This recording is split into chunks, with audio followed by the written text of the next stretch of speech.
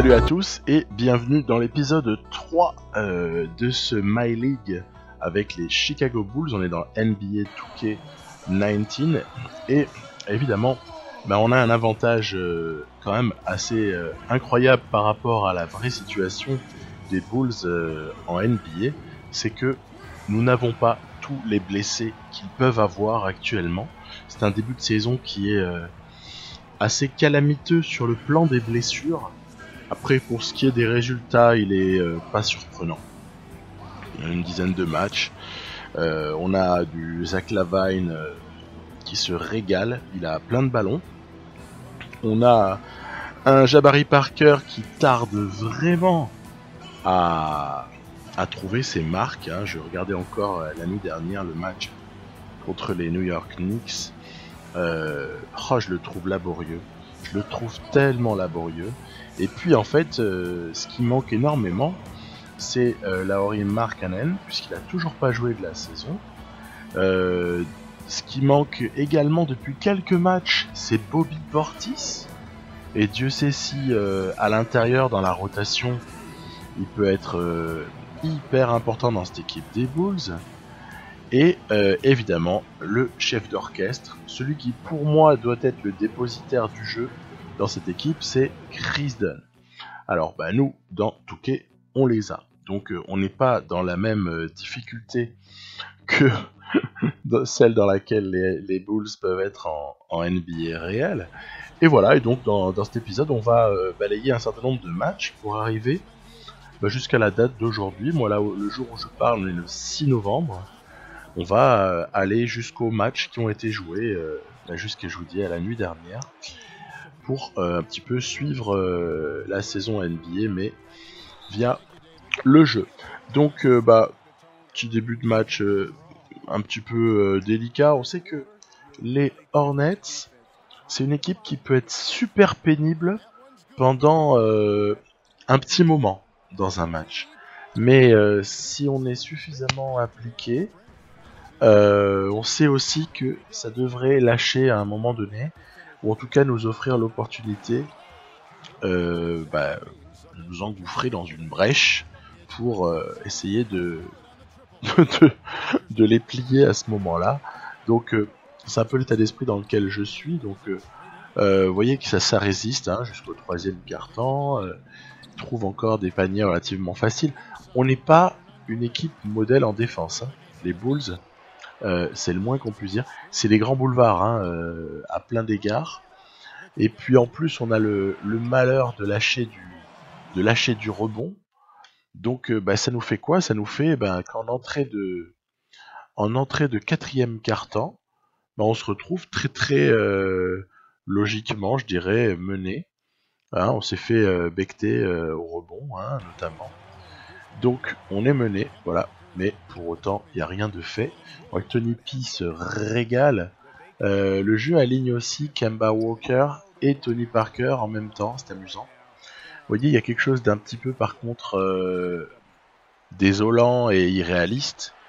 C'est la manière dont, juste après un contre, genre 4 fois sur 5, j'exagère peut-être un peu, c'est l'équipe qui s'est fait contrer, qui récupère la balle tranquille.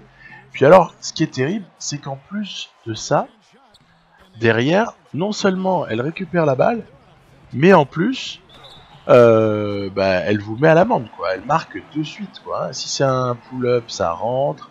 Si c'est un 3 points, il y a des chances que ça rentre. Et puis si c'est sous le panier, c'est ficelle, quoi. Voilà. Bon, donc vous voyez comme on est laborieux sur ce match. On est laborieux et puis ce que j'annonçais ne s'est pas produit, ils n'ont pas craqué. Faut dire qu'il y a eu un nombre de rebonds offensifs et de situations un petit peu chanceuses, favorables, un peu hallucinants. Donc voilà, on a rencontré les pires difficultés contre cette équipe des Hornets. C'est un peu regrettable. On les avait battus la fois d'avant. Là, ça n'est pas le cas. Donc c'est pas grave. On va accepter. On s'est fait tuer au rebond. Il y a Zeller là, Hernan Gomez qui ont été monstrueux. Bon, Et puis chez nous, bah, c'est bien palichon à part Markkanen au niveau du rebond. Au shoot, Markkanen en revanche a été catastrophique, Wendell Carter Jr. aussi.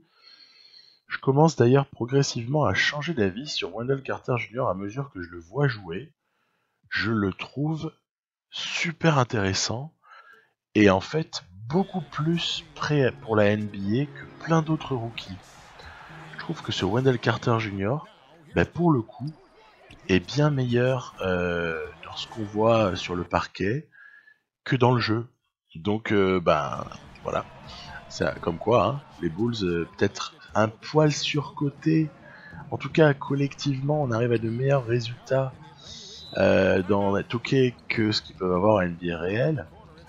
Et ben, pour autant, et ben, pour certains joueurs, c'est un petit peu l'inverse qui se produit. On est contre les Atlanta Hawks pour une première mi-temps équilibrée, une deuxième mi-temps qui démarre pas si mal. On a en plus un peu de dissuasion, on a un peu de contre, on a de quoi résister, même si le vieux Vince Carter nous a un peu chanté chanté ses vieux refrains. Il nous a bien possédé à des moments. Bref, voilà, on aborde le Money Time. C'est maintenant que ça va se jouer. Et il va falloir faire attention à Trae Young parce que il est chaud. On voit qu'il a rentré un shoot juste avant qui était très très difficile. Évidemment, si on le laisse ouvert à 3 points, ben ça se passe pas très bien. Cela dit, il y avait eu combat avant. Hein. Puis ça, c'est toujours les 2 points réussis avec une grande facilité, les 2 points ouverts par l'IA. Là, on voit Taurean Prince qui nous plante le poignard. Et puis Alex Len qui vient porter la touche finale pour un match, encore une fois, qui échappe sur la fin. C'est un petit peu à l'image de ce qui s'est passé au match précédent contre les Charlotte Hornets. Encore un match qui échappe à nos Bulls. Là, croyez-moi, ça me fait bien suer ce genre de scénario. Parce que me faire comme ça bananer en fin de match, ça me plaît pas du tout. Lavine aura été calamiteux. Jabari Parker également. À eux deux, ils auront fait 9 sur 43. On croirait la doublette Westbrook-Paul George sur le dernier match de playoff l'an dernier à Utah, là où ils avaient été en mode jardinier, ça a arrosé copieux. Et puis on a l'honneur de recevoir les Warriors. Alors les Warriors sont au complet, hein, DeMarcus Cousins, là il joue, donc c'est encore plus redoutable comme équipe. On a vu qu'il y a quelques jours, ce match avait donné lieu à un record NBA, hein, c'était Klay Thompson qui avait été particulièrement adroit, et puis pour être très franc, je pense que les Warriors ont très largement joué pour lui, parce que dans les temps qui précédaient, on n'arrêtait pas de dire oui, Steph Curry il fait un bon début de saison, Kevin Durant il est là aussi, par contre Klay Thompson 15% à 3 points, il était à 15% d'adresse avant ce match. Klay Thompson il n'y est pas, qu'est-ce qui se passe? Et ben après vous avez toujours les gens qui commencent à balancer des rumeurs de transfert, de trade, ou en tout cas de signature à l'été prochain, puisqu'il sera free agent, donc il a aucun intérêt financier à prolonger avant, pour des histoires d'ancienneté, et pour pouvoir négocier un contrat plus juteux, que ce soit aux Warriors ou ailleurs. Moi personnellement, je le verrais plus rester aux Warriors, mais bon, voilà. Et du coup, bah voilà, tout de suite, donc je pense que les Warriors, ils se sont dit, ok, en ce moment ça va super bien. Eux, ils sortaient d'une double visite gagnante aux Brooklyn Nets et aux New York Knicks, où ils avaient aussi gagné avec une relative facilité, surtout aux Knicks, et puis enchaîné avec Chicago. Donc en même temps, pour les Warriors, ça les fait marrer, hein. Ça les fait marrer, du coup je pense qu'ils ont vraiment tout joué pour Klay Thompson. Voilà. Je vous donne mon sentiment. Et ça se voyait pendant le match que c'était tout pour lui.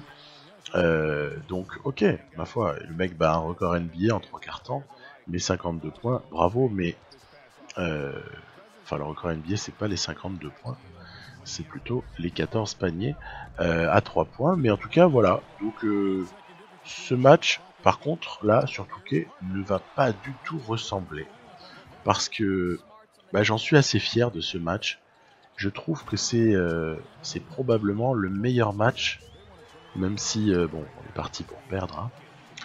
C'est le meilleur match que j'ai fait avec ces Bulls depuis le début là de la saison. C'est sur une dizaine de matchs que j'aurais joué avec eux. C'est vraiment le meilleur parce que on a été défensivement en capacité de, non pas évidemment museler parce que personne ne muselle les Warriors, mais en tout cas on a été en situation de leur poser quelques soucis. Vous voyez, encore à 2,40 de la fin, on est à -2, ce qui est loin d'être honteux, hein, vous en conviendrez. Et puis là, évidemment, après sur la fin, les individualités nous ont un petit peu fait la différence, surtout que quand il aurait fallu en fait qu'on ait une réussite relativement insolente, genre le 3 points de Chris Dunn, là il aurait fallu qu'il rentre. Au lieu de ça, on se fait manger en contre-attaque. Après, c'est aussi la règle numéro 1 face aux Warriors, hein, j'en parlais déjà avec les Knicks, j'en parlais avec dans d'autres séries. La règle numéro 1, c'est limiter les fast breaks, là, les contre-attaques, hein, le jeu rapide. Hein, parce qu'en fait, cette équipe, évidemment, elle se nourrit à chaque stop défensif, elle va vous crucifier en fait en contre-attaque. C'est assez. Je trouve que c'est vrai quand on regarde les matchs, quand on suit la NBA, c'est vrai. Et puis ce qui est très sympathique, c'est que c'est vrai également lorsqu'on joue à Touquet.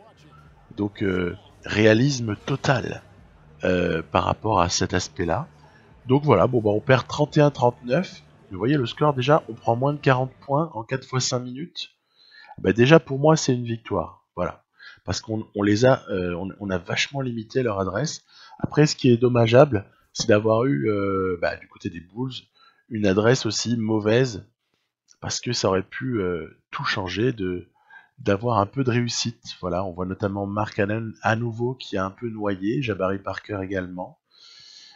Voilà, et puis de leur côté, un Kevin Durant de gala. Et entre Durant et DeMarcus Cousins, ça a été, mais vraiment, à eux deux, ils nous ont torpillés.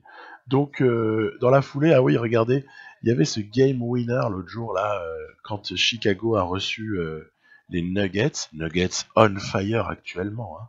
J'ai encore assisté au match la nuit dernière où ils ont tapé les Celtics, là, mais c'était somptueux, quoi. Somptueux Nuggets actuellement, et puis aux Bulls, mine de rien, ça s'est joué sur cette claquette.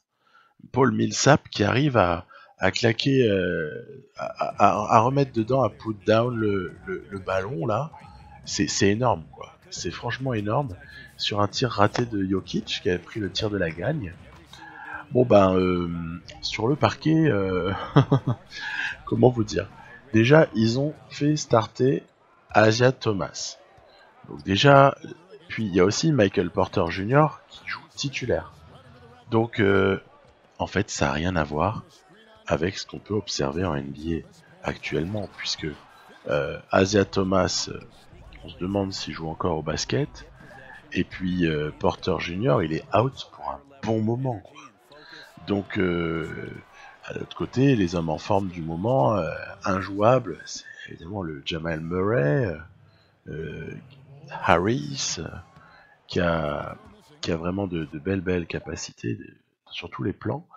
Et puis regardez, en plus de nous crucifier avec Isaiah Thomas, avec Porter qui nous a fait souffrir, il y a même Barton qui vient nous planter un 3 points au buzzer du premier quart-temps. Ce qui fait qu'en fait, rien que sur le premier quart-temps, c'est pris 20-10 quoi. 20-10, comment vous revenez de ça face à une équipe qui en fait réussit tout ce qu'elle tente?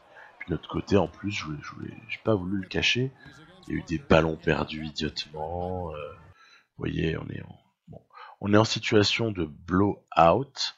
Du coup, bon, moi j'ai décidé, stop, je ne continue pas un tel match, pas de temps à perdre. L'IA a voulu me troller. Bon bah, puisqu'elle veut me troller, bah moi je perdrai pas longtemps là-dessus, et puis on passe à autre chose, voilà. Donc on s'est fait totalement désosser. Mais vous voyez, autant sur certains matchs, bon bah voilà, c'est comme ça, on perd. Hein. Mais il y a des matchs comme ceux-là où on a un petit sentiment d'injustice, parce qu'on se dit, honnêtement, ouais, c'est même pas drôle la façon dont en face, c'est n'importe quoi. Franchement, c'est n'importe quoi. Donc, dans la foulée, j'étais un petit peu découragé. Du coup, j'ai fait du simcast face aux Pacers. Et à ma heureuse et bonne surprise, le match est serré. Alors, le match serré, moi, tout de suite, ça veut dire quelque chose. Ça veut dire j'ai envie de rentrer. Donc, c'est ce qu'on va faire. Donc, on rentre. Et puis là, on va essayer d'exécuter tranquillement en attaque. Parce qu'on a la chance que personne n'ait fold out. Donc on va exécuter nos systèmes tranquillou. On arrive déjà à trouver un panier relativement satisfaisant avec Portis. Derrière, il y a une bonne contestation sur Oladipo. Et puis, dans la foulée, hop là, on arrive encore à mettre un semi-alley-oop. Même si derrière, voilà, le fameux pull-up que je déteste subir, évidemment, voilà. Feinte de prise d'écran pour finalement démarquer à l'aile Markkanen pour un 3 points. Clutch, le Markkanen énorme. Lavine, il nous fait un super match. J'y suis pour rien. Et puis, voilà, donc il n'y a plus qu'à défendre un petit peu.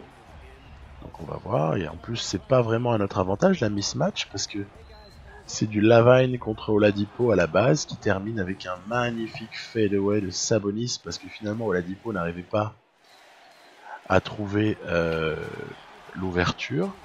Derrière, Zach Lavine va être au lancer franc pour essayer de nous sécuriser tout ça. Oui, on est donc 3 points devant, on est donc à l'abri d'une défaite, a priori pour le moment. Et puis, qu'est-ce qui va se passer? Ballon volé magnifiquement. Donc vraiment, héroïsme notamment des lignes arrières là. Pardon, des lignes arrières sur la fin de match. Que ce soit Dunn qui est un pickpocket de base et Lavine qui, dont je ne connaissais pas du tout cet aspect-là, mais en tout cas il a eu les mains actives, comme on dit. Et puis on va gagner ce match. C'est cool parce que ça nous sort d'une série de défaites. Vous avez pu le voir depuis le début de l'épisode, une série de défaites relativement pénible à vivre au bout d'un moment. C'est pas pénible de perdre contre les Warriors, ni contre les Nuggets, mais il vient un moment où ça va quoi. Charlotte, désolé, mais Charlotte c'est pas phénoménal non plus. C'est plus fort que les Bulls, je vous le concède, mais c'est pas non plus folichon. Et on va du coup se mettre sur le même mode face aux Houston Rockets qui titularise Marquise Chris. C'est amusant parce que pour le moment il a très très peu joué cette saison, mais le jeu titularise Marquise Chris. Encore une fois un match intéressant, donc on va rentrer. Et pour une fois ça m'était jamais arrivé de rentrer et de devoir tout de suite shooter un lancer franc. Parce qu'en fait, Parker devait sûrement avoir shooté son premier lancer, et puis il avait le deuxième à lancer, à shooter, pardon. Donc, voilà, on se fait égaliser sur une sortie de pick and roll de Eric Gordon. Allez, c'est pas un problème, on se fixe l'idée. Perdre ou gagner, peu importe, mais le faire relativement proprement, c'est-à-dire en jouant au basket. Voilà.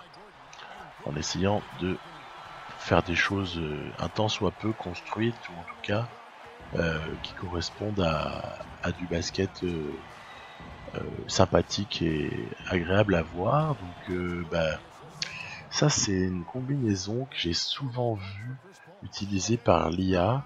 C'est la coupe du meneur dans le dos là, servie par l'arrière. Attention, ça c'est un truc qu'on retrouve assez souvent. Alors moi évidemment je me sens obligé de perdre un ballon, mais derrière, énorme contestation de Dunn qui pique la balle et tout de suite panier facile pour Jabari Parker. Donc finalement, ça va, on est repassé devant.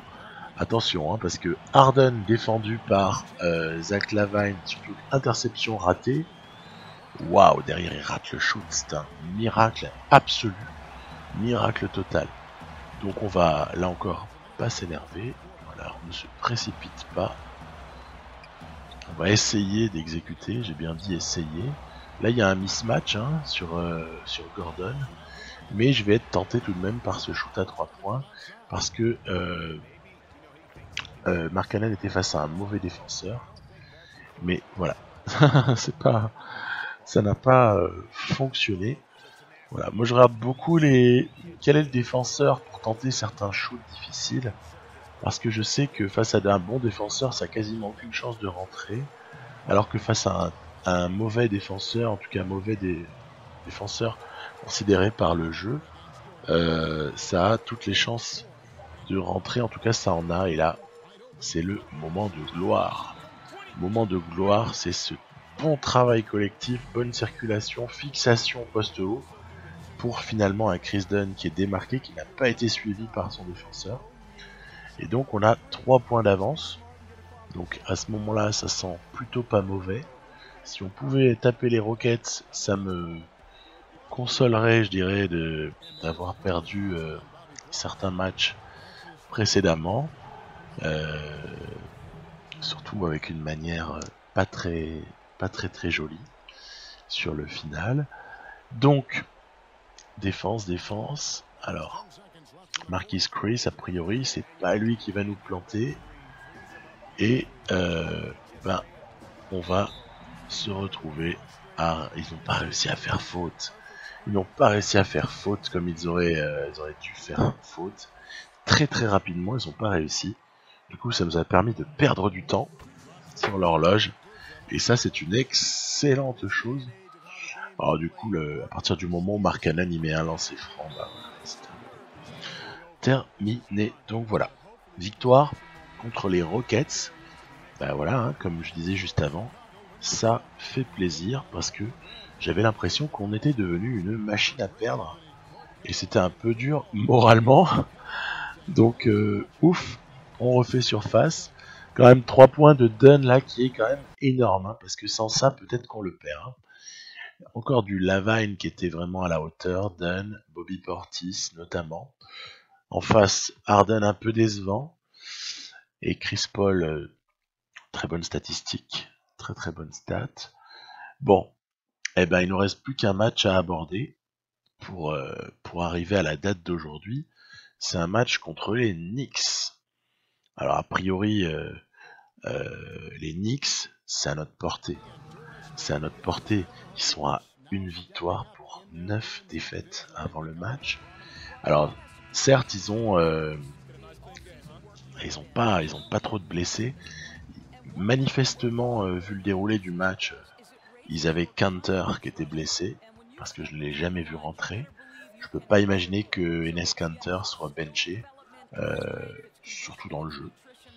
Donc voilà, que Robinson soit titulaire au Knicks, ça on a vu depuis 2-3 matchs, c'est le cas, mais voilà. Donc c'est intéressant. Moi qui ai joué tenté plus et qui continue à jouer avec les Knicks, me retrouver face à eux, ça donne parfois même des idées sur la façon de jouer pour certains joueurs. Mais toujours est-il que ça va pas trop mal démarrer pour nous. On arrive à trouver quelques positions ouvertes. Mais rapidement, je m'aperçois que Knox est pas mal. Bon, Hardaway, on sait que c'est une valeur, une sorte de valeur sûre de la NBA, même si c'est pas forcément ma tasse de thé. Et puis, on a en face un Ntilikina qui, vous allez voir, il y a Porzingis. Porzingis, c'est un mutant, hein. Mais Ntilikina, il est pas mal. Vous allez voir qu'il va nous faire du mal. Ntilikina va être vraiment très bon sur ce match. Presque supérieur à ce qu'il peut être parfois, où on lui reproche un une certaine frilosité offensive, alors que défensivement c'est un lion. Hein. Mais offensivement, parfois on se dit ouais, Nilekina on va attaquer un petit peu plus le cercle, oser prendre certains shoots. Bref, il veut bien faire. Il veut bien faire le garçon et franchement moi j'adore ce type. J'adore Franck Ntilikina. Donc honnêtement je lui reprocherais rien. Mais c'est vrai que s'il pouvait un peu prendre une autre dimension, ce serait formidable. Ce serait formidable. Déjà il a de la chance d'être au Knicks, Ntilikina. Et puis voilà, on subit quoi. On subit quelque part le one man show de Porzingis. Et là regardez quand même, petite rébellion, bam, presque au buzzer de la mi-temps. On a Chris Dunn qui vient quand même aligner un 3 points, heureusement. Bref, on est mené. Je vous avoue qu'en démarrant le match, c'est pas tout à fait le scénario que j'imaginais. Puis on va se retrouver en quatrième quart-temps avec un dagger là de Ntilikina. Alors évidemment derrière on revient à -2. Il reste le temps d'essayer de tuer la possession des Knicks. Travail de Porzingis près du cercle et là c'est là que je me suis mordu les doigts de ne pas avoir mis quelqu'un d'autre que Markkanen en défense sur lui. Mais en même temps vous allez me dire, qui pourrait-on mettre honnêtement? Alors là il va falloir faire faute très rapidement. J'ai tardé, hein. J'ai vraiment eu mais parce qu'en fait j'ai mis du temps à la faire cette fois. En revanche, pour envoyer Ntilikina sur la ligne, on a mis un peu moins de temps, donc en plus il a la bonne idée d'en laisser traîner un en route. On va avoir peut-être une possibilité de au moins rester encore un peu en course quelques secondes. Je vais essayer de démarquer quelqu'un parce que il y a aussi une chose qui m'est apparue relativement pénible et c'est pour ça que j'ai fait rentrer les remplaçants. C'est que en fait dans mes rotations là, je fais trop jouer le 5 majeur. Voilà. Je fais trop jouer ce 5 majeur. Du coup, ils perdent en efficacité en quatrième quart-temps. Et regardez là, Cameron Payne. Énorme, non? Énorme Cameron Payne. On a la balle pour égaliser, mine de rien. Et c'est Valentine qui va hériter du shoot. Et qui va le rater, donc on va perdre. Mais voilà une piste pour l'avenir. La piste, c'est d'essayer d'élargir la rotation. Je pense que on aura tout à y gagner. Parce que une rotation plus élargie, déjà certains joueurs ont quelque chose à apporter, d'une part, et d'autre part, on pourra aborder le money time avec des joueurs essentiels, type Dunn, Lavine, enfin voilà, Markkanen, même Jabari Parker, qui seront moins émoussés. Même si on voit quand même que Markkanen nous a fait un beau chantier. Voilà, donc la suite, ce sera au prochain épisode. On a pas mal de matchs qui attendent, dont certains assez difficiles, d'autres un peu plus prenables a priori. Je vous dis à très très bientôt. Amusez-vous bien.